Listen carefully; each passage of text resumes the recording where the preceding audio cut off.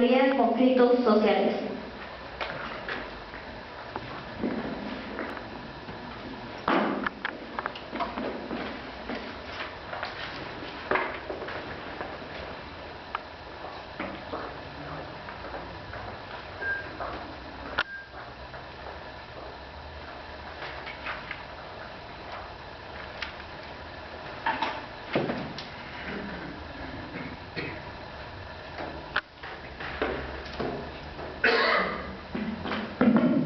En primer lugar, muy agradecido por la invitación, y lo que un poco busco en esta pequeña charla es problematizar desde el lado de la teoría y de metodología, desde una perspectiva de las ciencias sociales, el conflicto, ¿no?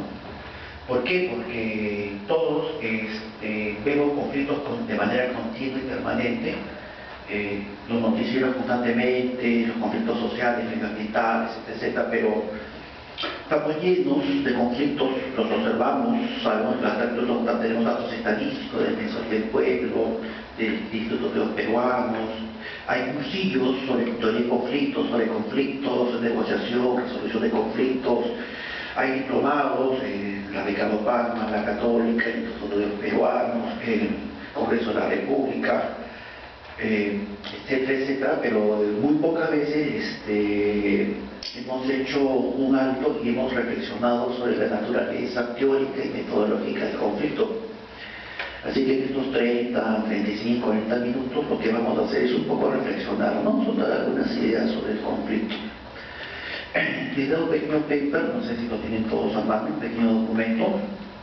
¿Lo tienen todos? ¿Sí, no? Bueno, comenzamos por la parte introductoria, ¿no? El conflicto, bueno, yo voy a partir de un supuesto, ¿no?, que quiero que un poco quede esbozado de manera continua en la exposición y quede como conclusión, ¿no?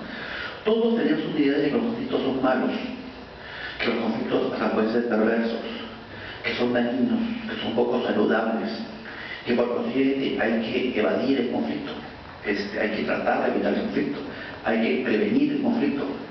Bueno, la exposición de hoy en día apunta a pensar de manera distinta. Las sociedades, y esto lo expresan las ciencias sociales de la sociología, la economía, la antropología, la historia, la filosofía política, la ciencia política, siempre parten de un supuesto, ¿no?, que las sociedades son dinámicas, están en constante movimiento, en interacción, y que el conflicto es connatural a su naturaleza. Por consiguiente, no hay sociedades donde no haya conflictos.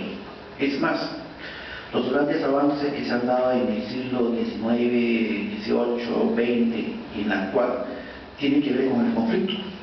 Derechos fundamentales de pueblos indígenas, derechos ciudadanos de primera generación, derechos humanos, derechos humanos de segunda y tercera generación, políticas multiculturalistas, interculturalistas, voto a la mujer, derecho a sindicalización, movimientos sociales y culturales del 60, ¿no?, etcétera, etcétera. Todo es producto del conflicto. Entonces, de repente, la perspectiva debe ser distinta.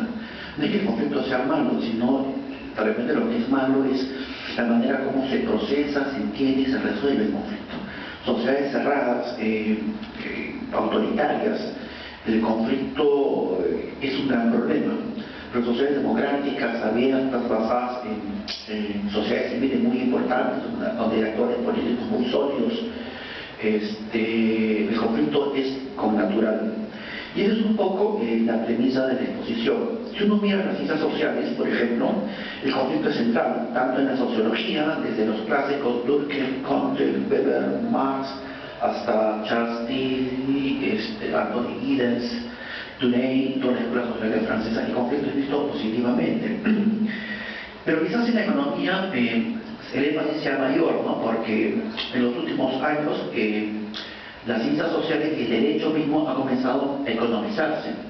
Lo que trato de decir es que la teoría de los precios, la teoría de la oferta, la teoría de la demanda, o mejor dicho, la visión microeconómica de los hechos jurídicos, sociales, políticos, culturales, sociológicos, antropológicos, comienza a ser visto con lentes económicos, de la teoría económica convencional, con la microeconomía.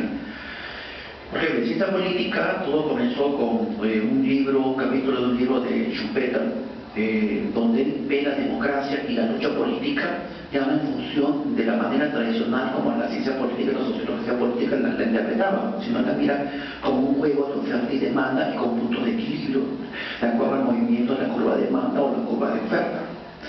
Entonces, Anthony Downs después desarrolla eso. Y en general, la teoría de los precios, que es desarrollada fundamentalmente por los economistas neoclásicos, o sea, si uno abre un libro de teoría económica, de economía positiva, digamos, uno encuentra unas cosas, ¿no? Que en el fondo hay un conflicto. Cuando tú vas a un mercado a comprar un producto, una mercancía, sea bien o servicio que satisface necesidades de los seres humanos, hay un conflicto entre los consumidores que demandan un producto y quieren que por ese producto el precio más bajo, y los ofertantes que quieren que por ese mismo producto, ¿no es cierto?, el precio sea más alto. El problema que toda la teoría clásica se construye sobre lo que se llama economía modelo de competencia perfecta, donde todo el mundo, ¿no es cierto?, demanda y hay una multiplicidad de ofertantes y el punto de equilibrio es un punto de equilibrio matemáticamente exacto. Pero eso no sucede, ¿no? Tú vas a un mercado y encuentras que 2 o 3 empresas manejan el 70 o el 80% de la producción de ese servicio, de esa mercancía. Entonces lo que tenemos es que hay oligopolios y monopolios, entonces hay distorsión. Es lo que en economía se llama modelo de competencia imperfecta. Bueno, hasta en la economía, lo que trato de decirles es hay conflicto. Hay conflicto entre los consumidores, los vendedores, punto de equilibrio. Es por eso que surgió en el año 60 en Estados Unidos, ¿no es cierto?, esta idea de los derechos de los consumidores. Eso fue la época de Kennedy, en su gobierno. Fíjense, en el Perú han tenido también, para que el Estado defienda a los consumidores, ha tenido que venir recién Fujimori en el 90, ¿no?, cuando se crea Indecopi, y comienza recién, ¿no es cierto?, el Estado a preocuparse del consumidor. ¿Por qué? Porque el mercado no le da al consumidor el bien en la calidad y cantidad que ese consumidor está pagando por ese servicio o por esa compra de ese bien. Entonces el Estado interviene para que ese punto de equilibrio realmente sea un punto de equilibrio. Bueno, ahí hay un conflicto. Hay un conflicto en la economía, en la sociología, y el conflicto se da fundamentalmente en los clásicos, desde Durkheim, cuando las sociedades tradicionales se convierten en sociedades modernas. Sociedades tradicionales son sociedades donde la gente vive básicamente en el campo, cerca de actividades primarias, agricultura, ¿no es cierto?, ganadería. Pero cuando se da la revolución industrial, hay procesos de migración, cambios tecnológicos, productivos, aparecen clases sociales más estructuradas, como diría Weber y Marx. Y hay conflictos, se dan lo que se llama procesos de urbanización. En el caso de Lima, por ejemplo, las migraciones, que es un acto muy moderno, el crecimiento de pueblos jóvenes, barriadas, asentamientos humanos, ¿no? Ahí hay conflictos, títulos de propiedad, planos perimétricos, organización de los vecinos para lograr reconocimiento jurídico, créditos, postes de salud, que el Ministerio de Educación como un colegio. En todo hay conflicto. Bueno, eso es algo que, por ejemplo, la sociología lo trabajó mucho. En el caso de la filosofía, el conflicto siempre estuvo presente desde la concepción de la filosofía política, sobre todo la filosofía política inglesa, que trabaja mucho, muy influenciado por Hobbes y Leviatán. Esta idea de las obligaciones políticas, ¿no?, que eso es muy importante en filosofía. ¿Por qué yo tengo que pagarle al Estado vía el impuesto a la renta, el gobierno central, una cantidad de dinero? ¿Por qué yo tengo que pagarle a la autoridad municipal, por ejemplo, pago de servicios? ¿Por qué? ¿Cuál es la naturaleza de la obligación? Entonces hay todo un debate, ¿no?, desde Hobbes y John Locke, en fin, hasta la actualidad. Pero el conflicto agarra más fuerza, yo diría, cuando sucede el tema de Canadá. Estoy hablando de unos 15, 20 años. Canadá, no lo saben ustedes, no sé, me imagino que sí lo saben, no es un país.